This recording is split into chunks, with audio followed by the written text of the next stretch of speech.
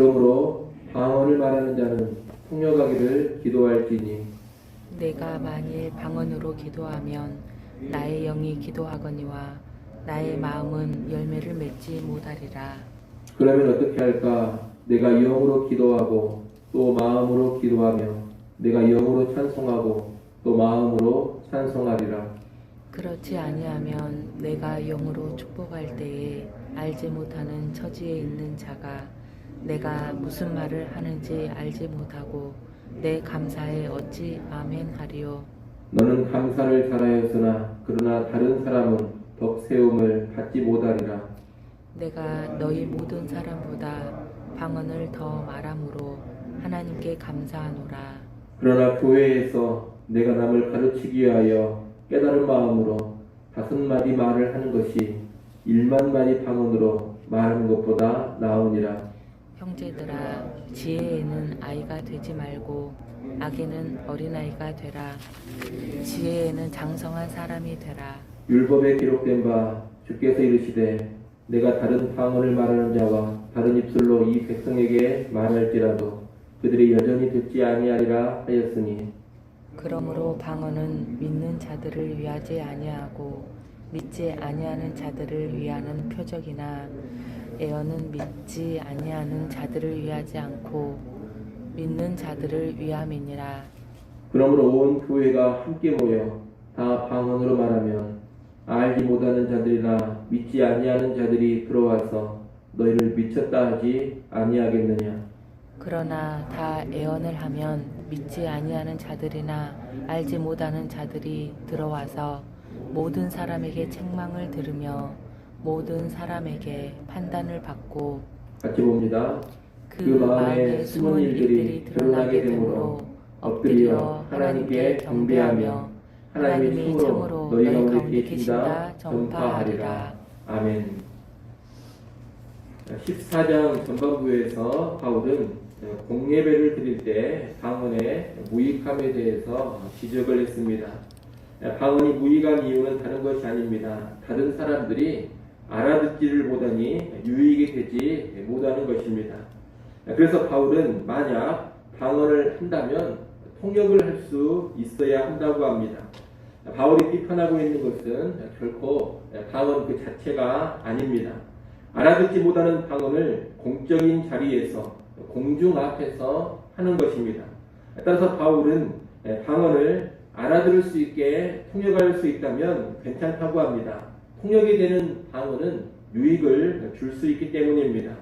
아울러 바울은 방언 기도가 통역이 되지 않으면 자신에게도 큰 유익이 되지 못한다고 합니다. 14절에서 바울은 영으로 하는 기도와 마음으로 하는 기도를 구분하고 있습니다. 영으로 하는 기도란 방언으로 기도하는 것을 말합니다. 마음으로 하는 기도란 이성을 가지고 이해하는 기도를 말합니다. 무슨 의미인지 알아듣지 못하는 방언 기도는 영으로만 하는 기도이지 지성이 작동하는 마음으로 하는 기도가 아닙니다. 바울은 영으로만 기도할 것이 아니라 마음으로도 함께 기도하기를 권면합니다. 이를 위해서 통역이 필요한 것입니다. 방언으로만 기도하면 영으로만 기도하는 것이 되지만 통역을 하면 마음으로도 기도할 수 있게 되기 때문입니다. 특히 바울은 16절, 17절에서 공중 앞에서 기도하거나 찬양할 때 통역이 없는 방언으로 해서는 안 된다고 합니다. 공중 예배에서 사람들이 알아듣지 못하는 방언으로 회중에게 축복의 기도를 하거나 감사의 기도를 했다 하더라도 거기 모인 사람들이 알아듣지를 못하는데 어떻게 아멘으로 화답을 할 수가 있겠습니까? 방언으로 찬양하는 경우에도 마찬가지입니다. 회중이 알아듣지 못하는 찬양이기 때문에 회중이 마음을 합하지도 못하고 회중에게 그 찬송이 유익이 되지도 못하는 것입니다. 한마디로 공동체를 세우는데 도움이 되지 않고 덕이 되지가 않습니다. 그래서 바울은 공적인 자리에서의 방언은 반드시 통역이 되어야 하고 통역이 없다면 그런 방언을 하지 말라는 권면을 오늘 본문에서 하고 있는 겁니다. 바울이 이렇게 공적 자리에서의 방언에 대해서 비판적이기 때문에 어떤 사람들은 이 바울이 방언에 대해서 잘 모르기 때문에 이런 소리를 한다, 이런 오해를 할 수도 있습니다. 그래서 바울은 18절에서 내가 너희 모든 사람보다 방언을 말함으로 하나님께 감사한다고 합니다. 고린도 교회의 어떤 성도들보다도 바울 자신의 방언 경험이 더 풍부하다는 것입니다. 그러므로 내가 방언에 대해 사는 이런 본면을 무시하지 말라, 이런 의미에서 18절의 이야기를 바울이 하고 있습니다. 바울은 자기 역시 풍성하게 방언을 말하고 있지만 교회에서 남을 가르치기 위해 깨달은 마음으로 5마디 말을 하는 것이 방언으로 1만 마디 말하는 것보다 낫다고 합니다. 다시 말해 1만 마디의 방언보다 예언 5마디가 더 낫다는 것입니다. 우리가 계속 말씀드렸던 것처럼 그렇게 이런 이야기 하는 것은 다른 이유가 아닙니다. 알아듣지 못하는 방언은 결코 교회에 유익이 되지 않기 때문입니다.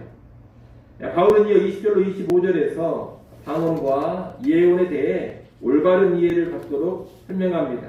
20절에서 바울은 지혜에는 아이가 되지 말고 장성한 사람이 되고 악에는 어린아이가 되라고 합니다.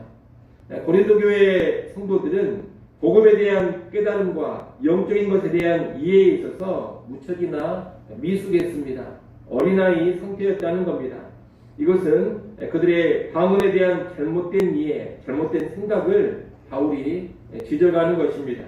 고린도 교회 성도들은 방언이 최고의 은사라고 생각을 하면서 방언의 은사를 넣고 그 은사를 드러내고 과시하는 데 집착을 했습니다. 그런데 그러한 모습은 지혜에 있어서 어린아이와 같은 모습이라는 겁니다. 다시 말해 뭘 제대로 모르는 그런 수준이라는 겁니다. 바울은 21절에서 이사야 28장 11절 12절 말씀을 인용하면서 방언의 한계를 말합니다. 바울이 인용한 이 이사야서의 말씀은 방언으로 말해도 이스라엘 백성이 듣지 않는다는 의미입니다. 이사야서의 이 말씀은 심판의 문맥에서 나오는 것인데 바울은 그 말씀을 인용하면서 알아들을 수 없는 방언으로는 하나님의 백성을 결코 순종으로 이끌 수 없음을 설명하는 겁니다. 이 방언이라는 것은 심판의 표적밖에 안 된다는 겁니다. 22절 말씀에 보면 방언은 믿지 않는 자들을 위한 표적이다, 이렇게 말하고 있습니다. 여기서 말하는 표적은 놀라고 감탄하면서 믿게 되는 그런 표적을 말하는 것이 아닙니다. 22절에서 말하는 표적은 심판의 표적이라는 뜻입니다. 방언으로 말하면 교회 밖의 사람들은 그 의미를 전혀 이해하지를 못합니다. 어떤 신령한 은사로 생각하지도 않습니다. 교회 사람들이 다 방언으로만 말하고 있으면 믿지 않는 사람들은 그 모습을 보면서 미친 자들의 모임으로 생각을 해버립니다. 그러니 이 방언이라는 것을 통해서 불신자들, 교회 밖의 사람들이 예수를 믿을 수가 없고 어떤 신앙을 결코 가질 수가 없습니다. 미친 사람들이구나 하면서 오히려 교회를 거부해 버리는 겁니다. 이해할 수 없는 방언으로 인해 불신자들은 하나님을 거부하면서 심판으로 가는 겁니다. 그래서 방언은 믿지 않는 자들을 위한 심판의 표적입니다. 그러나 교회 안에서 예언을 하면 유익합니다. 이 예언은 교회 모임에 참여한 사람들에게 유익을 줍니다. 예언은 알아듣는 말로 말씀을 선포하고 가르치는 것입니다. 또 사람들의 죄와 문제를 지적하고 책망을 하는 것입니다. 그러니 이 예언을 통해서 사람들은 자기의 죄를 깨닫게 되고 회개하여 예수를 믿을 수가 있게 됩니다. 교회 밖 사람들도 교회 모임에 참석을 했을 때 성도들이 방언만 말하고 있으면 회개할 기회도 얻지 못하고 구원을 결코 받지 못합니다. 그러나 교회 모임에 참석했을 때 이런 예언이 이루어지고 있으면 믿지 않는 사람들도 그 예언을 통해서 자기들의 죄악된 모습을 바로 보게 되고 회개하여 예수를 믿기도 합니다. 그리고 그 결과로 하나님께 경배하는 자들이 되는 것입니다. 결국 교회의 모임에서는 방언이 아닌 예언을 통해서 교회의 덕을 세우고 하나님께 영광을 돌리게 됩니다. 그래서 바울은 교회 공적 자리에서는 통역이 없는 방언은 하지를 말고 예언만을 하라고 분면을 하는 겁니다. 여러분, 방언이라는 것은 분명히 성령이 주시는 귀한 은사입니다. 물론 오늘날 거짓 방언이라든가 인위적인 가짜 방언이 많습니다. 하지만 그럼에도 불구하고 성령께서 주시는 참된 방언이 있다는 것을 우리는 인정해야 합니다. 그러나 참된 방언이라 하더라도 성경이 가르치고 있는 바른 활용의 원리를 따라서 그 방언을 써야 합니다. 통역이 없는 방언은 교회 공동체에 덕이 되지 않고 교회를 세우는데 별로 유익이 되지 않습니다.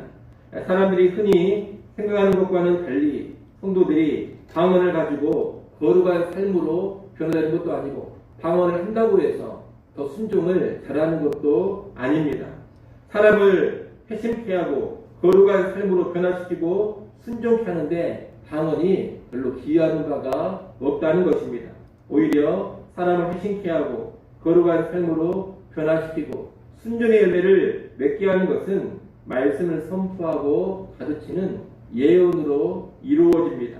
그래서 교회 안에는 방언의 은사보다 예언의 은사가 더 충만해야 하는 것입니다. 이를 꼭 기억하시고 이 방언과 예언에 대한 바른 이해 가운데 교회 공동체의 덕과 유익을 세우는 그러한 방향으로 우리가 늘 나아갈 수 있기를 간절히 축원합니다. 기도하겠습니다.